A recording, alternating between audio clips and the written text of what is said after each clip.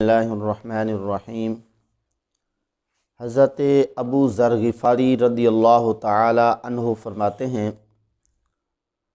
رسول کریم صلی اللہ علیہ وسلم نے مجھے 5 نصیحتیں فرمائیں، جن میں سے ایک یہ تھی، تم چھوٹوں پر شفقت کیا کرو اور بڑوں کا ادب کیا کرو، تو تمہیں قیامت کے دن میرا ساتھ نصیب ہوگا۔ معلوم ہوا آقا کریم صلی اللہ علیہ وسلم کی رفاقت اور ساتھ نصیب ہوگا، لیکن کب؟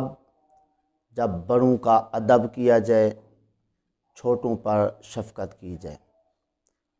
ہمارے آقا کریم صلی اللہ علیہ وسلم سبحان اللہ کتنی بڑی شانوں کے مالک تھے، جتنی خوبیاں تمام انبیاء علیہ السلام کو دی گئیں ان سے بڑھ کر ہمارے آقا کو دی گئیں، لیکن اس کے باوجود آپ چھوٹوں پر کتنی شفقت فرماتے تھے۔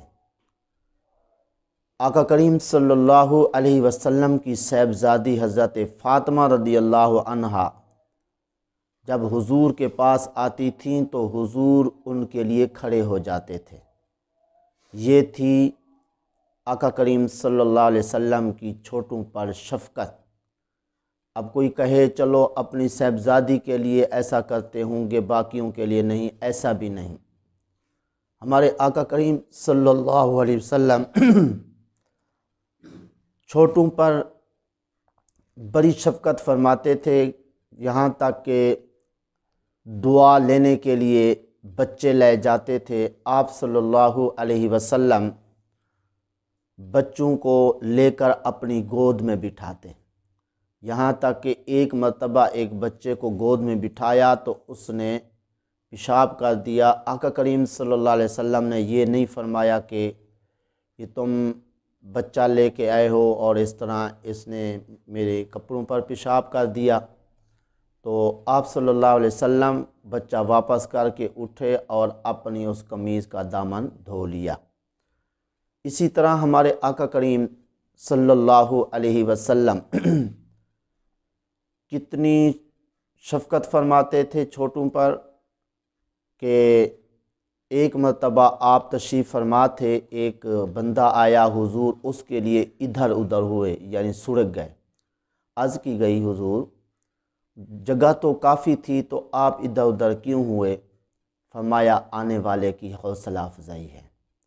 تو اس طرح دیکھیے چھوٹوں پر کتنی حضور نے شفقت فرمائی، اور بڑوں کو آقا کریم صلی اللہ علیہ وسلم نے عزت دلائی۔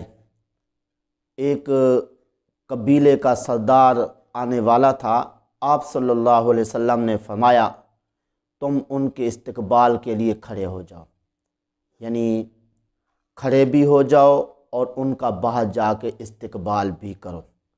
تو اس طرح بڑوں کا بھی ادب کرنے کی تلقین ہمارے آقا کریم صلی اللہ علیہ وسلم نے فرمائی۔ اور اسی طرح چھوٹوں نے بڑوں کا ادب کس قدر کیا۔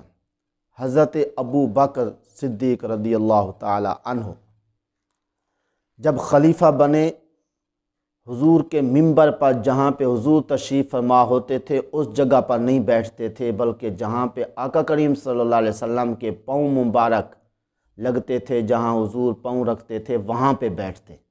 حضرت عمر رضی اللہ تعالی عنہ کا دور خلافت آیا، وہ حضرت ابو بکر رضی اللہ تعالی عنہ کی جگہ پر نہیں بیٹھتے تھے۔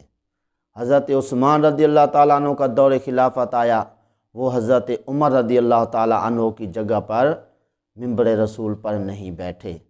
سبحان اللہ، دیکھیے کتنا بڑا ادب و احترام صحابہ کرام کے اندر کے بڑوں کا کتنا وہ ادب کرتے تھے۔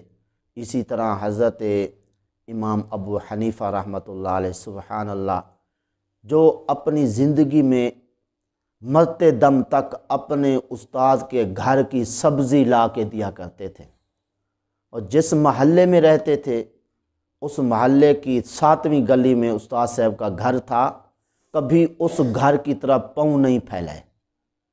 पूछा गया क्यों? फरमाया कि इधर उस्ताद जी रहते हैं, मेरा इस तरफ पाँव फैलाना बेअदबी का बायस होगा, इसलिए मैं इस तरफ कभी पाँव नहीं फैलाता। इसी तरह हज़रत इमाम फ़खरुद्दीन राज़ी अलैहि रहमत, सुबहान अल्लाह, तफ़सीर कबीर के जो मुसन्निफ़ हैं जी, तफ़सीर कबीर एक जी बहुत बड़ी तफ़सीर है, एक नाम है उसका। 30 साल हज़रत इमाम राज़ी फरमाते हैं मैंने अपने उस्ताद के लिए खाना तैयार किया जी, तो 30 साल के अरसे के अंदर कभी भी उस खाने में से कुछ नहीं खाया जो उस्ताद के लिए तैयार किया। तो पूछा गया कि आप इतनी मेहनत करते हैं, इतना अरसा हो गया, चलो कभी कभार इसमें से ख़ुद भी खा लिया करें। आप फरमाते मैं अगर खाऊंगा तो बेअदब बन जाऊंगा, उस्ताद जी की चीज़ मैं उसे इस्तेमाल करूं। तो ज़रा गौर फरमाइए कि हम आजकल किस कदर छोटों पर शफ़क़त और बड़ों का अदब करते हैं। तो ये लम्हा फ़िक्रिया है। दुआ है अल्लाह ताला की पाक बारगाह में जो कुछ कहा सही सही अमल की तौफ़ीक़ अता फ़रमाए।